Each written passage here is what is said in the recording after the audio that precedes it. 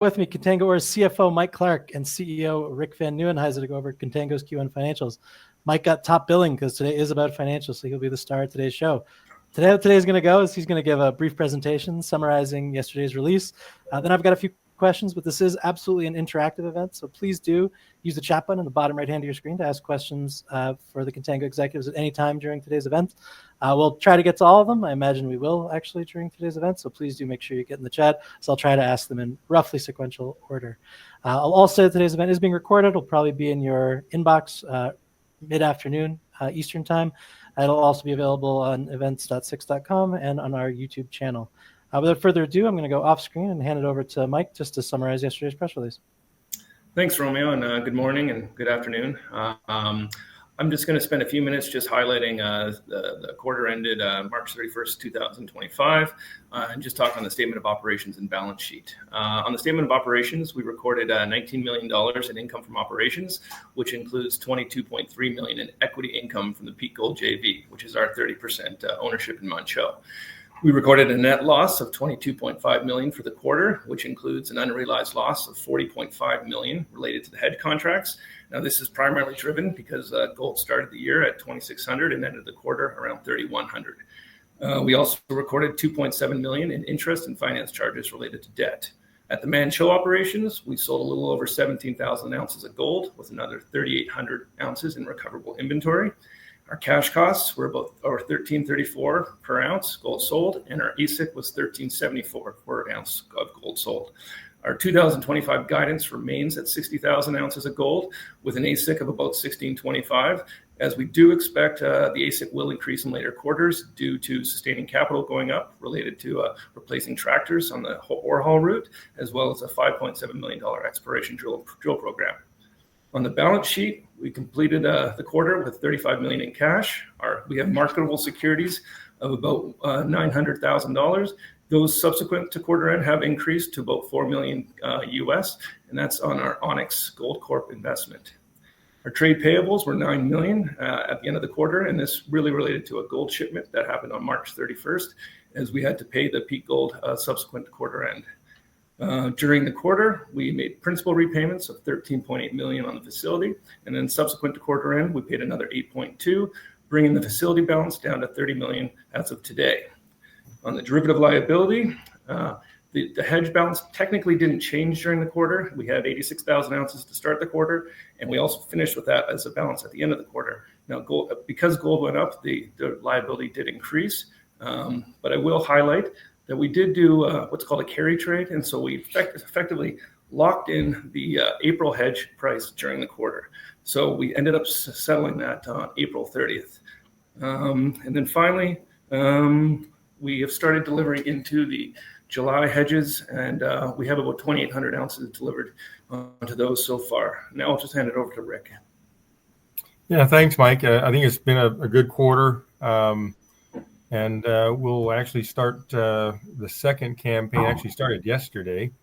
So that'll be our May campaign. It'll run roughly 30 days.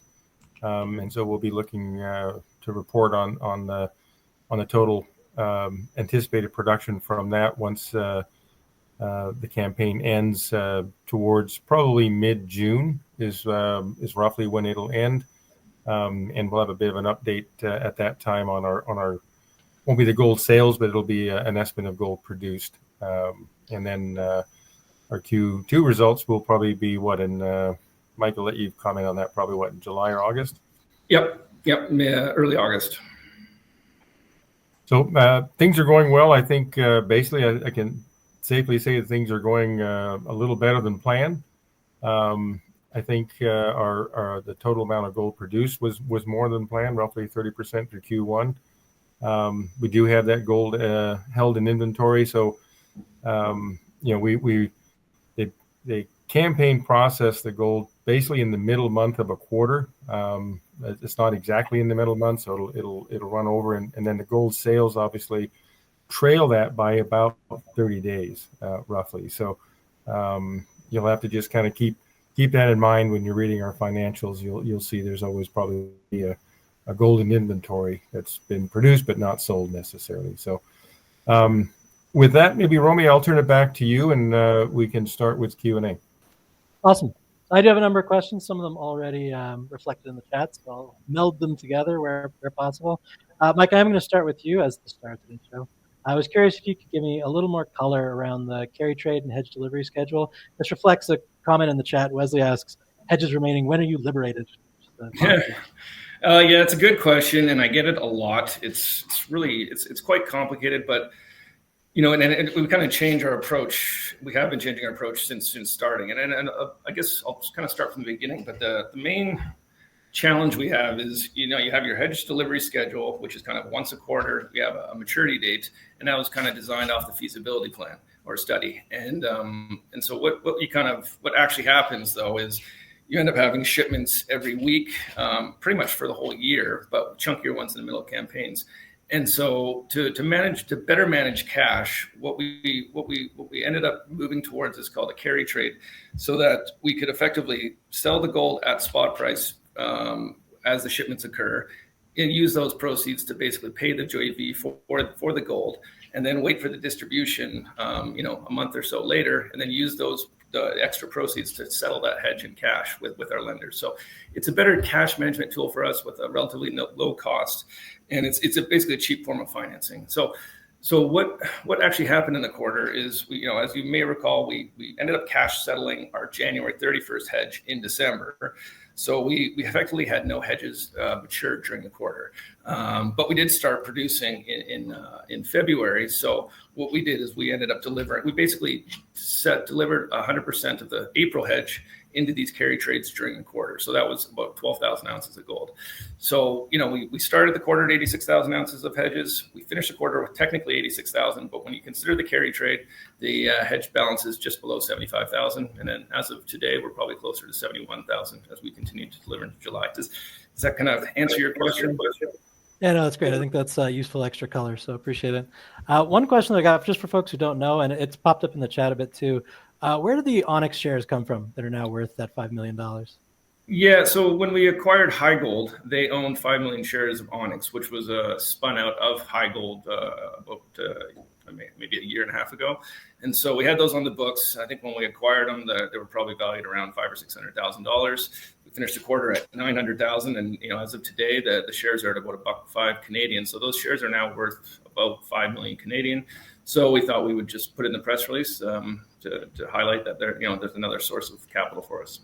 Great. And somebody in the chat asked, I'll just add in Romeo. I think Darwin and the team over at Onyx they've got an interesting project. So we'll keep an eye on that. I think they just raised some more money to do some more drilling. So I think it's definitely an asset on the books for us. Yeah, there you go. Somebody in the chat asked, just for clarity, is that stake now an available for sale security for Contango?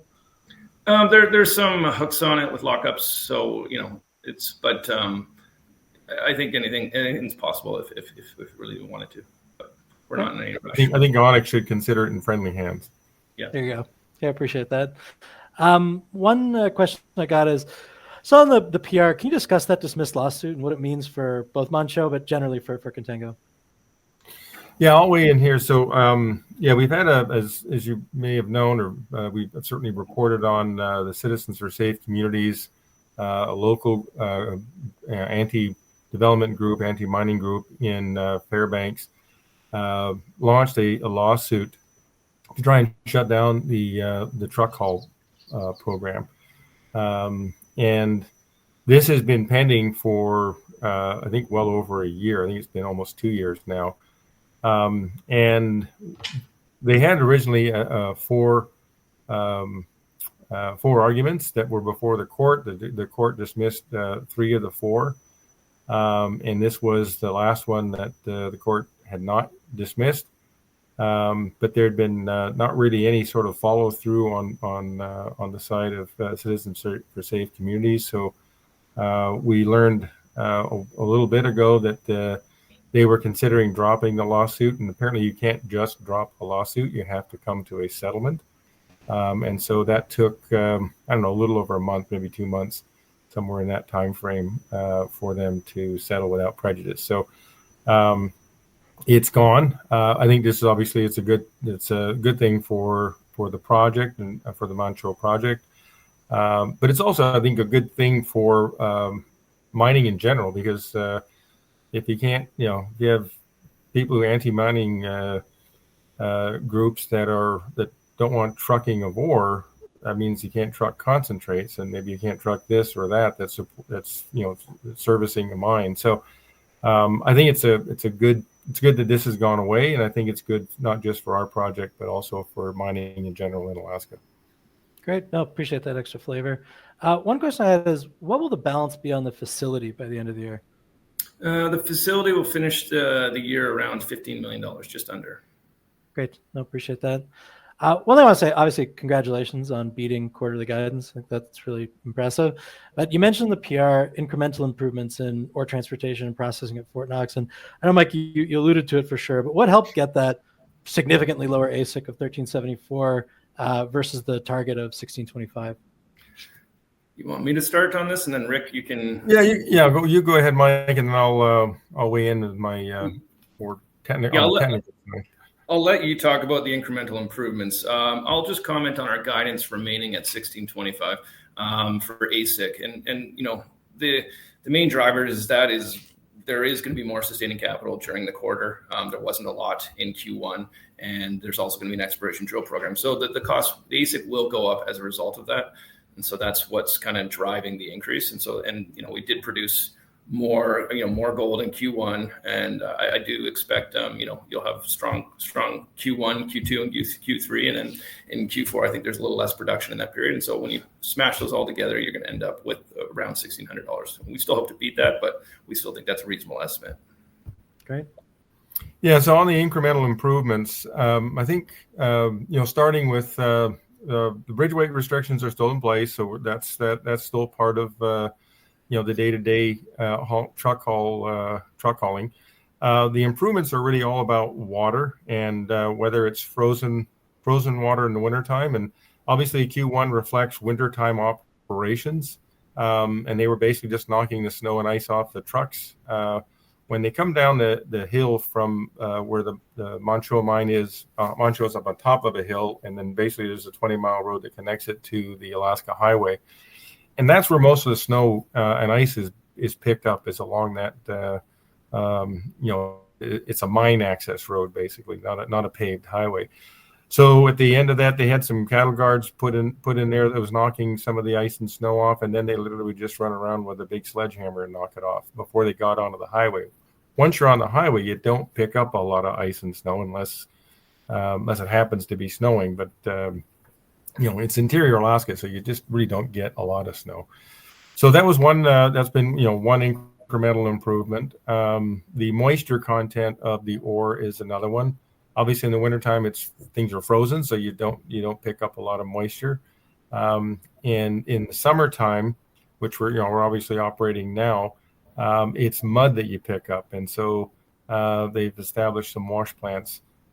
Truck wash stations, basically, just before they get on the highway as well. So those are all the incremental things. I guess the other one was that'll come into effect for the summertime is that we in the pit, I think there's just more water management in the pit to keep the water away from where you're mining and to keep the water away from where you're stockpiling it.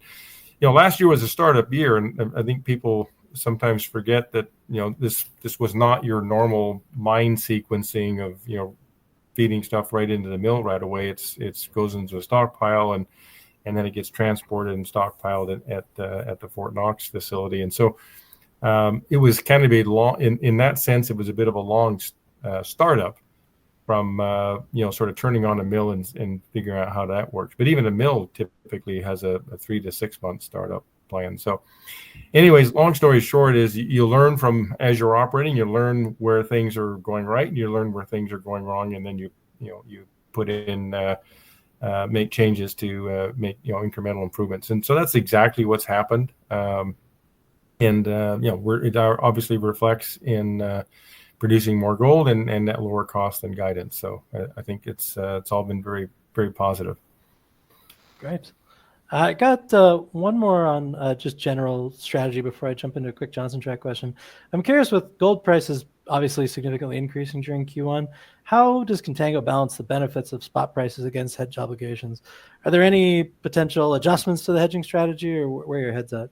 That's definitely a Mike question. That's it's not one I really want to, we look at this obviously a lot. We're currently selling 30% of the gold at effectively spot price for the year, 70 into the hedges. You can try to get cute and look at swapping out hedges for, gold prepays. And, at the end of the day, you're kind of getting to the same result with just a different look. So I guess my focus right now, and I won't speak for Rick, but I think just continuing to deliver into these hedges, get ahead of them as much as we can.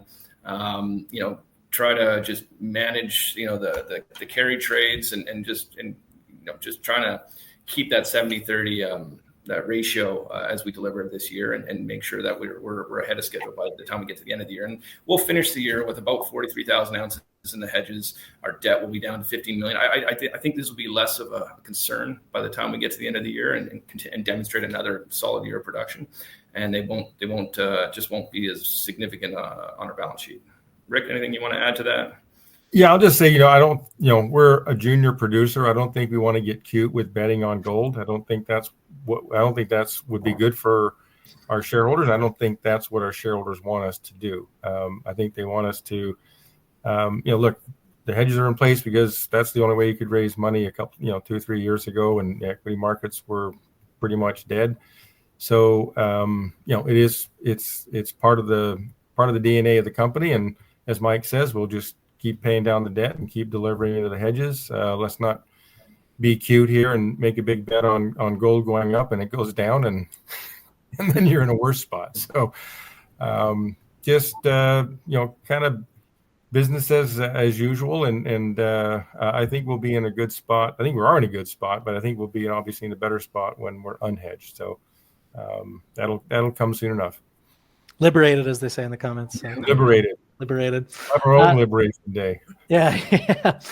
So I want to pivot to Johnson Tract for a quick second, because I know we talked about it recently, but I really do want to emphasize really impressive NPV of over 400 million at current gold prices. So I'm curious, as for folks in the room, what are the next key milestones in developing Johnson Tract? And more specifically, what's the timeline for permitting that underground access tunnel? Yeah, so permitting is not the sexy part of the story for sure, but that is the next stage for Johnson Tract. That's why we wanted to put get the initial assessment out. I still keep wanting to call it a PEA, but the assessment out. To let people know that this is a pretty valuable asset. But as we said, the next stage is permitting the tunnel, and it's a state of Alaska mine operating permit. It is technically a mine when you're starting to drive tunnel. You're not producing ore necessarily, but you are mining. You're under OSHA and MSHA and all those things. So we think that'll take about a year. It's a state permit. There's no specific federal permitting involved. We already have the access road between camp and the proposed tunnel site permitted, so we could build that any time, but it doesn't really make sense to spend money that building a road unless having it sit there. So we'll get the permits. We think that'll take about a year. At the same time, we're permitting the easement and barge landing site that have been granted to SIRI by the federal government. So it's when you grant an easement, typically that means you're already permitted. So it's just the special arrangement that SIRI has with the federal government that they were granted the easements. We have to figure out exactly what the road alignment is. And so you go through sort of the normal permitting parameters. In this case, one of the driving ones is wetlands for your wetlands 404 permit. And the edict there is to minimize impacts to wetlands. The other things that you're paying attention to just as a responsible, miner and constructing roads is to minimize impacts to wildlife and fish specifically. So fish passages and making sure that all any stream that has fish-bearing stream that the fish can go back and forth across the river or across the water underneath the road. Barge landing site. I think in general we've selected the best area for that. We've got to do more work specifically on where that's going to go and the specific design there. We'll be doing work in Tuxedo Channel specifically to study where the beluga whales are, where they hang out, and do they use the channel? Are they north of it? Are they south of it? We know they're generally in the area, and they are an endangered species, so that's obviously a very important thing for us to understand more. So we'll be doing work on that this summer as well. So this year's focus in terms of the road access down to the barging site, and that just to cover up, it's about a 20-mile road length, which is almost exactly what Manh Choh is, so it's just very similar scale.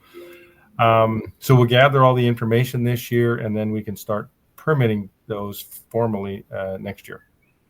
Awesome. No, appreciate the JT update, of course. I got one last question that I know you've kind of answered, but I just want to keep it clear before we jump into the million questions from the audience. You got strengthened cash position, reduced debt. What are the capital allocation priorities for the remainder of this year? I think Mike kind of covered it. Keep paying the debt down, keep delivering into the hedges. We're going to review our budget here shortly. Next week, Mike and I'll be sitting across the room from each other, and we can take a look at, do we have money enough to look at drill program at Lucky Shot this year? I'd like to, but I also want to be prudent and make sure we've got plenty of cash in the bank to do what the main business is here, get Johnson Tract permitted, and deliver into the hedges and pay the debt down. There's a few other things that we can look at, but I think those are the main business for right now. Awesome. Got to jump into the chat. We covered some of it, but there's a lot of questions, so bear with me. I'm going to run through as many as I can. We've covered this a bit, but Jan asks, where's the next likely drilling for Contango going to be? I'd say probably definitely Lucky Shot. I think if we don't get a drill program going this year, I'm very confident we'll be drilling next year. We're all set up. The underground's permitted there, so it is technically a mine. We have it currently on care and maintenance, but we are caring and maintaining it. So that's my best guess. I mean, I'm saying this separate from Manh Choh. We've got I think it's a $5.7 million joint venture program at Manh Choh, and the focus of that drilling is to evaluate targets in and around the current pit. They'll be doing a bit of work further afield, but I think the lion's share of the exploration program is in and around the pit there. Obviously, the pit feasibility level pit was done at I think $1450 gold. Gold is almost $2,000 more, so it won't. I don't think it. It'll be very unusual to me to see that pit doesn't get a little bit bigger, go a little deeper and a little bit more. Just go after some of the stuff that obviously didn't make it into the pit at a $1,400 gold price. So I think we'll we won't have results until later in the year. I don't believe we'll be in a position with that $5.7 million budget to upgrade a resource. But if we find some interesting things, I think we'll more than likely continue to focus the effort there going forward. Great. On that exact same topic from the chat, Tate from the Maxim Group asks, that of that $5.7 million, is it taken out of your share of sales in the JV, or do you write a separate check? I'll have Mike answer too, but it's all part of an annual budget that's approved, and then the cash sweeps basically that's included in. But before we get a dividend, I guess is the way I would put it. Yeah, and so right now, we guided to getting about $80 million in cash distributions from the JV this year for our 30%. That's done at about $2,800 gold, so that includes kind of our 30% of that $5.7 million program. Great, thanks. T. Decker from the chat asks, eternal question, why is the increase in shorts? Who are these guys? It's an interesting question. The shorts, we love the shorts. We want to see them hang, but that's another topic. Short answer is, I mean, I think this is all speculation on my part, and Mike, if I were across from him, he might be kicking me. But, look, we were, we got hammered last November with the reduced amount of gold production and the increased cost from what the feasibility said. The feasibility is 3 years old now. So I think that's where these things started. I think there was an effort to, once we were down lower, I think there was an effort to boot us off the Russell. So I think that's been some downward continued shorting the stock to boot us off the Russell, and then that's 1 million shares that the Russell has to sell. I think that's gone away from them in the sense that our share price has gone up because we've performed better than guidance, and we've continued to deliver more gold than planned and at lower costs. And I think the other direction is, I think the Trump tariff discussions have gone against the Russell valuation, and the Russell's gone down. So while the Russell's gone down, we've gone up on a relative basis, which means that lower threshold on the Russell is lower than us being on the cusp sort of thing. So I think the shorts are in trouble, and I think today's a good demonstration of that. There you go. Somebody in the chat said a short squeeze would be lovely. Wouldn't we all agree? There you go. Squeeze them. There you go. Bevan in the chat says, congratulations on a fantastic quarter. Looking for a small bit of clarification on something from the last call. I suggested that you'd finance Johnson Tract with bank debt and free cash flow so long as gold prices remain robust. Just making sure that that's accurate. I saw you just came in a bit broken there, Romy. Can you repeat that? All good. They're just curious on Johnson Tract. Mentioned that last event you suggested you'd finance the project with bank debt and free cash flow so long as gold prices remained high. Just making sure that that's accurate. Yeah, I think so. I mean, look, we're a couple of years away from that decision. So, and just to go through it, so this year, permitting the tunnel. Hopefully next year, starting to think about building the tunnel, and then it's a year to build the tunnel, a year to get the underground drilling in place and completed, and a mine plan around. So, just straight up, it's at least 3 years away. So we've got time. When I sort of fast forward 3 years from now, we will no longer be hedged. We will have we'll have zero debt. So, which means we could take on more debt, and we'll be producing, in the neighborhood of continue to be producing in the neighborhood of 60,000 ounces of gold a year out of Manh Choh. So, with that sort of as a leader and an assumption, we'd be in a good place to debt finance the balance of the building the road and the barge landing facility and that. And again, using the DSO model, you're not building a mill and a tailings facility and all that. Now, as I mentioned, we may go buy one, and that's something we'll continue to take a look at. We'll look at opportunities to do a DSO, direct shipping ore model to Asia. That might be an alternative. It is an alternative for us to evaluate. But there are at least three or four other mills to have discussions with, and those discussions are taking place. We're not in a hurry here. We want to make the right decisions. I kind of like the idea of owning a mill and applying the DSO model with a sort of a hub and spoke twist, if you will. Delivering our own ore to that mill, but maybe finding some other advanced stage projects that might supplement that and extend the mine life. Or grade always will displace grade. So if we can find something better out there, we'll certainly go with that. But I don't expect to find a lot of things that are much better than Johnson Tract. It is an awesomely good project from a mining standpoint, simple, and good grade. So there you go. One question from the chat: what gives you personally confidence that Manh Choh life of mine can be extended beyond 2029? Yeah, I think just kind of repeating what I said before, but again, the feasibility study pit, and I can't remember if it was 14 or 1450, but it was one of those two numbers that the bottom of the was run on, and our costs have not gone up dramatically. I think our life of mine cost is going to remain $1,400. This year is going to be a bit of a high year. As Mike said, we're buying some more tractors, the trucks, or they call them tractors, is the pulling part of the truck and trailer assemblage. So we'll be buying some more of those this year, and we also have this is a higher stripping year than average, and this year and next year are much higher than average, and then they go down. So I think we'll continue to see very strong cash flows out of Manh Choh for the next 4 years, and if gold prices are in the neighborhood of where they are, we're going to make a hell of a lot of free cash flow. So we're in a very strong position. Great.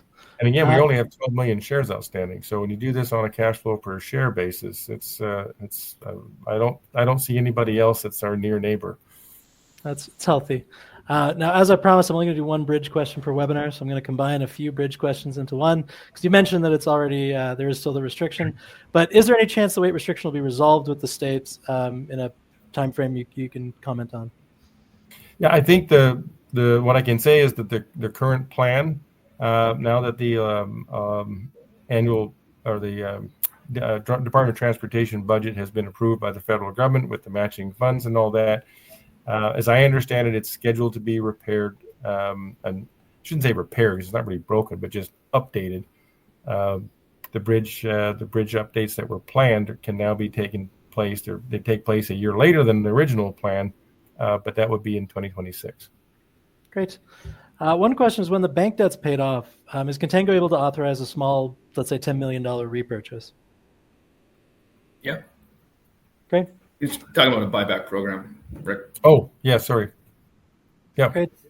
One question just about company marketing. Is there anything to look forward to in regards to sell-side coverage, roadshows, et cetera, in the near future? Yeah, so we're next week, we're actually headed to Las Vegas for the Canaccord Genuity conference. I think we've got over 20 meetings already set up. And that's largely an institutional investors are attending that.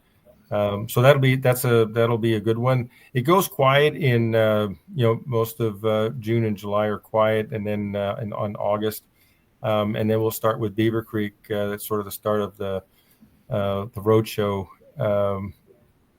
season, if you will, for between now and the end of the year. It starts with the Beaver Creek conference.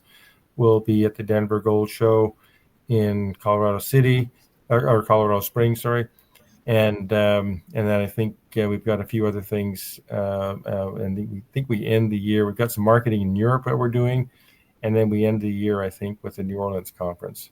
Yep. So we'll be on the road quite a bit this. Starting in September. There'll be definitely the summer hiatus for sure. And racking up miles from Beaver Creek through to the end of the year. There you go. Yeah, exactly. Jared Broff. Yeah, Road Warriors. Jared Broffiness from the chat. Any plans to initiate a dividend? Not right now. Again, the main order of business is paying off the debt and delivering the hedges. I think that's got to be got to stick to our knitting and that basic plan. Share buybacks are interesting. It's another form of compensating shareholders. So those are things that we'll be thinking about. Right. I got two tough questions to answer. So answer to the best of your ability. One is the eternal. What do you think the stock is worth? I don't think we're supposed to say that. Can we? I don't either. Right? You're going to do what you want to do. So more than $15. How's that? There you go. Good answer. And Jan asks another, I think, impossible to answer question. Are there any active takeover bids for Contango right now? Yeah, short answer is we're not aware of any. Great. What's SIRI's stake in Johnson Tract? I didn't understand the question. What's SIRI's stake in Johnson Tract? SIRI. So SIRI, they are the landowner. So they own the mineral and the surface rights on the tract that the deposit is located, the current resource is located on, and they have these special rights with the federal government with regards to access, which is why they've already been granted the easement for the road access to the coast and for a barge facility or a port facility is actually technically what it's described as. So those are the basic arrangement that we have with SIRI. They do have a right to participate as an equity owner in the project, and I'm sure we'll be having that discussion at some point. But I think that's probably a year away, probably. And they have royalties. Yeah, sorry, the royalties. As a landowner, they have royalties. Yeah. Great. One really specific question about Johnson Tract: what happens if you come across archaeological sites while you're exploring the project? So it's actually a big part of what I'll call permitting. Mm-hmm. It is an assessment of the archaeological or cultural sites, and obviously that's something that we work closely with SIRI on. Again, it's their land, it's their traditional land. So, but basically, there's a set protocol for evaluating the access route, the easement, if you will. And it's managed, overseen by what we refer to as SHPO, which is a state historical, I can't remember what the P and the O stand for, office. But that's the group that sort of manages historical and cultural things of importance. But more important than SHPO, frankly, is SIRI. It's their land, it's their traditional and cultural heritage. So that's the driver for us, and that'll be the driver for the evaluation of where the best place to put that road is. Short answer is, if you find, and you have to kind of realize where this area is. It's not on a main trading route or anything for. And SIRI's told us this. So, it's in the coastal areas are probably where most people would have been, but certainly up at the mine site, it's definitely out of the way, and you're right up next to the very, very steep mountains. So you're not going to find an old village up there for something like that. So, but that's it's a big part of the permitting effort for sure. Yeah, no, appreciate that. That's useful info.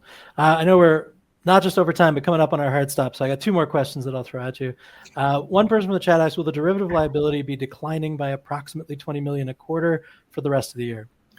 I think that's a little higher. I think, when I looked at the April 30th hedge, I think that represents about $13 million. And that was about 12,000 ounces. So I think if gold stays where it is, our hedge liability should be cut in half by the end of the year. So that's about $50 million for the year, and then it'll gradually go down from there. Great, thanks. One last one from Roger. It's no public options are available for Contango. Do you expect to have options available in the near term? We don't. I mean, the option market's it's an independent thing, right? It's not something we control, and we don't issue options to employees. So, that's why there aren't any options. We have some warrants, but they and I don't know. Do you know, Mike, if they trade? No, I don't believe they do at all. They do. Yeah, there aren't that many of them. So that's probably one reason why they don't. 700,000. Yeah, there's about 700,000 of them. They're all pretty far out of the money, and they have about 2 years left. Great. Just going to point to a couple comments in the chat. People said, "What a balance sheet transformation! Keep up the good work." So appreciate your time, Rick and Mike. Thanks so much for joining us and talking to folks, and answering our questions. So really appreciate it very much, and hope to talk to you soon as we have more updates. Thank you. Thanks, Romeo. Good to talk to you. Take care. Have a great afternoon, guys.